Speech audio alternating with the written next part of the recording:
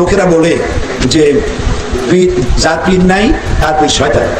এই কথা যদি সত্য হয় তাহলে ইমাম আবু হানিফার পীরকে, ইমাম শাফির পীরকে, ইমাম মালিকের পীরকে, ইমাম আহমদ বিন হাম্বলের পীরকে, সাহাবায়ে কেরামদের পীরকে, এই পীর কোথায় আছে?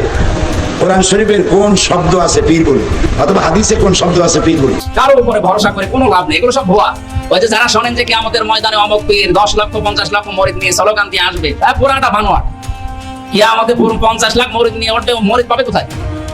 ও মরিদের পরিচয় দিলে তো ও নিজেরই কি হবে, ওর কোনো গ্যারান্টি নেই। কিসের মরিদ? আর কিয়ামতে এরকম স্লোগান দিয়ে কেউ আসবে না। প্রতিটি মানুষ আসবে কিয়ামতে একা একা। কুল্লুহুম আতিহি ইয়াউমাল কিয়ামাতি ফারদা। প্রতিটি মানুষ, আল্লাহ বলেন সূরা মরিয়মের 95 নম্বর আয়াত, 16 নম্বর পারা 10 নম্বর পৃষ্ঠা 15 নম্বর লাইনে আছে, শেষ নাম্বার রুকু। আল্লাহ বলেন কিয়ামতে প্রতিটি মানুষ আমার সামনে দাঁড়াবে একা একা। কয়জন? আপনি নিজে একা একা দাঁড়াবেন, সিদ্ধান্ত নিয়ে নেন যে আপনি একা দাঁড়িয়ে কি বলবেন। পীরের কাছে মুরিদ না হলে জান্নাতে যাওয়া যাবে না, এই চিন্তায় কোনো পীরের কাছে কোনো লোক যদি মুরিদ হয় এটা হারাম। আমি একটা কথা মাঝে মধ্যে বলেছি যে এক গিলাস পানি পান করতে কয়টা বিধান লাগে? 5টা। এক গিলাস পানি পানেরই যদি এত বিধান, তাহলে মূর্খ মানুষ দিয়ে বক্তব্য চলে কেমনে? তাহলে এসব বুজুর্গানের দিন দিয়ে বা পীর সাহেব দিয়ে ধর্ম চলে কি করে? যেখানে এক গিলাস পানি পান করতে 5টা বিধান লাগে, তাহলে বোঝা যাচ্ছে যে পৃথিবীতে একজন মানুষ ছিলেন যার নাম মোহাম্মদ সাল্লাল্লাহু আলাইহি সাল্লাম। তারই কথা মাত্র চলে, পৃথিবীর আর কারো কথা চলে না। একবার বলছেন যে কোরআনে পীর ধরা আছে। কোরআনে যদি পীর ধরা হইতো তো কোরআনের প্রতি সবচেয়ে বেশি আমল কে করেছেন? রাসূলুল্লাহ। তারপরে সবচেয়ে বেশি কারা করেছেন? 4 খলিফা করেছেন। তারপরে আশরে মুবাশশারা করেছেন। তারপরে বদরে 313 জন সাহাবী করেছেন। ঠিক না? এগুলো ব্যাপারে কোনো দ্বিমত আছে? তারপরে সাহাবায়ে কেরাম করেছেন, তারপরে তাবেঈনরা। নাকি আজকালকার যুগের লোকেরা রাসূলের সাহাবাদের চাইতে বেশি আমল করেছে? কোনটা বলবেন? কোনটা বলবেন? যে আজকালকার লোকেরা বেশি আমলদারি, বেশি ভালো আমল করে, আর সাহাবীরা কোরআনের উপর অত আমল করেন, এইটা ঠিক না? সাহাবীরা বেশি আমল করেছেন, বেশি আমল করেছেন, ঠিক কিনা? তাহলে যদি কোরআনে পীর ধরা থাকে তাহলে রাসূলুল্লাহ সাল্লাল্লাহু আলাইহি ওয়াসাল্লাম সাহাবায়ে কেরাম এই আমলটা করবেন না? তো সেই যুগে কে পীর ছিলেন আর কে মুরিদ ছিলেন? যদি বলেন রাসূলুল্লাহ সাল্লাল্লাহু আলাইহি ওয়াসাল্লামের জামানায় পীরের দরকার, তো রাসূল চলে গেলেন, যখন ইন্তেকাল করলেন তখন তো পীর লাগবে। আবু বকর যেমন খলিফা, তো উনি তার সাথে পীরও ছিলেন কিনা? খলিফা প্লাস পীর, এরকম কি ছিলেন? হ্যাঁ, যে মুরিদ বানাইতেন না। বোঝা গেল যে এই যে সুফিবাদ, পীরতন্ত্র, যেটা সুফিইজম, এটা নবী সাল্লাল্লাহু আলাইহি ওয়াসাল্লামের জামানাতেও ছিল না, সাহাবায়ে কেরামের জামানাতেও ছিল না, তাবেঈনদের জামানায় ছিল না, পরে কয়েকশো বছর পরে শুরু হয়েছে। আর এতে এমন শিরকি, বিদাতি আর গুমরাহি আকীদার সংমিশ্রণ ঘটেছে যে প্রথম যুগে তারা আত্মার পরিশুদ্ধির নাম দিয়ে কিছুটা কাজ শুরু করেছিল যে আখিরাতমুখী হবে এর মাধ্যমে, কিন্তু দেখা গেল যে পীরতন্ত্র আজকাল সবচেয়ে বড় ইনকাম সোর্স। ওলি কেন ধরতে হবে? ওলি এর জন্য ধরতে হবে যে আমরা যেরকম শারীরিকভাবে অসুস্থ হইলে ডাক্তারের কাছে যাই না, আমরা শারীরিকভাবে শরীর যখন অসুস্থ হয়, যেরকম আমাদের হাঁপানির সমস্যা থাকলে, জ্বরের সমস্যা থাকলে, লিভারের সমস্যা থাকলে, কিডনির সমস্যা থাকলে, ডায়াবেটিসের সমস্যা থাকলে, প্রেশারের সমস্যা থাকলে, এবং অনেক রকম রোগ আছে, ব্রেনের সমস্যা, চোখের সমস্যা, কানের সমস্যা, নাকের সমস্যা, জিহ্বার সমস্যা, যে কোনো রোগ, শারীরিক রোগ হলে আমরা জাগতিক যে ডাক্তার, এমবিবিএস ডাক্তার কিংবা FCS, এই এমবিবিএস ডাক্তারের কাছে আমরা যাই, ওনাদেরকে প্রফেসরের কাছে যাই, দেখাই চিকিৎসার জন্য, দেহটা যেন ট্রিটমেন্ট করে ভালো হয়। কিন্তু আমাদের যে অন্তরে ব্যাধি আছে, এটা কি আমাদের জানা আছে?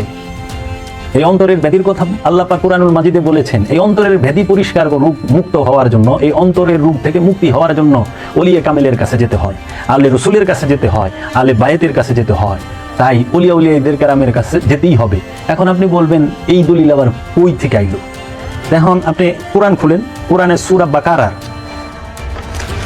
অন্তরের ব্যাধি কি, অন্তর কাকে বলে, কলবকে অন্তর বলে। অন্তরের ব্যাধি কি? দেহের ব্যাধির কথা তো আমি বললাম, ডায়াবেটিস, সুগার, এইরকম প্রেশার, দেহের ব্যাধির কথা আমি বলছি। অন্তরের ব্যাধি কি? লোভ কি দেহের ব্যাধি না অন্তরের ব্যাধি? হিংসা কিসের ব্যাধি, দেহের না অন্তরের? অহংকার কিসের ব্যাধি, দেহের না অন্তরের? এই ক্রোধ দেহের না অন্তরের? কাম, সমস্ত এগুলো হচ্ছে অন্তরের ব্যাধি। কি অন্তরের ব্যাধি কি? লোভ, হিংসা, অহংকার, কাম, এই ক্রোধ, এই যে মোহ, এগুলা সমস্ত কিছু অন্তরের ব্যাধি।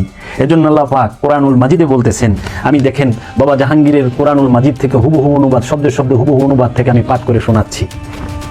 সূরা বাকারার 10 নম্বর আয়াত, ফি কুলুবিহিম মারাদুন, ফি মানে মধ্যে, কুলুবিহিম তাহাদের কলবগুলির, মারাদুন ব্যাধি, রোগ, অসুস্থতা, সন্দেহ, কপটতা, হিংসা, শত্রুতা।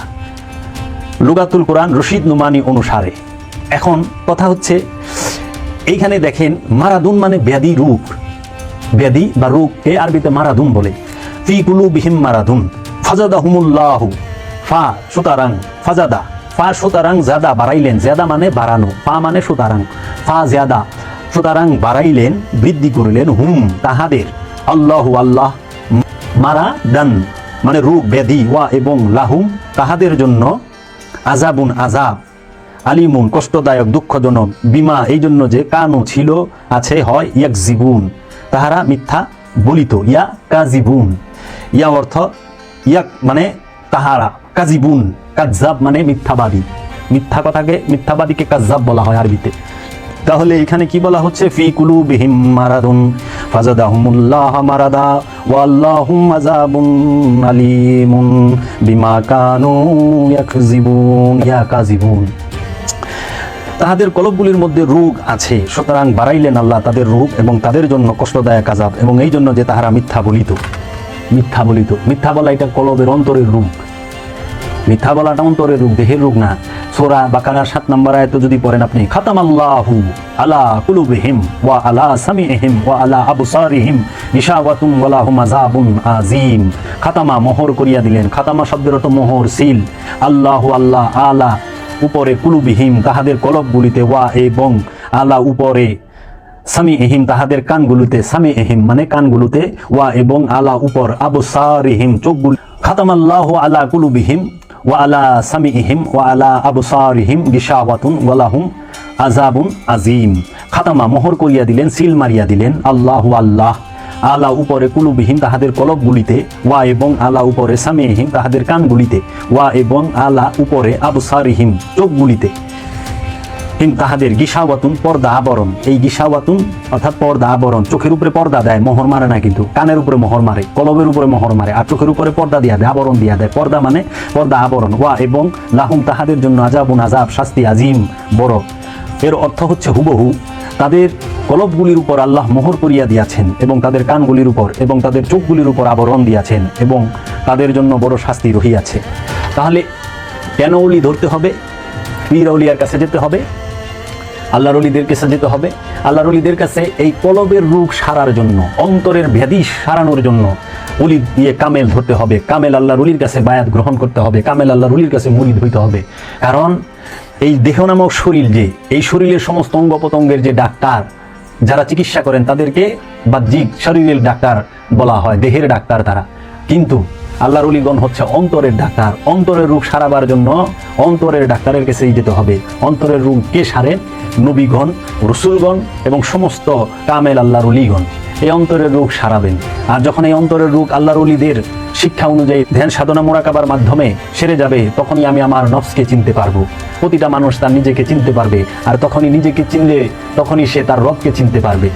তাই নিজেকে যে চিনতে পেরেছে সেই রবকে চিনতে পেরেছে, দয়াল নবীজি বলেছেন।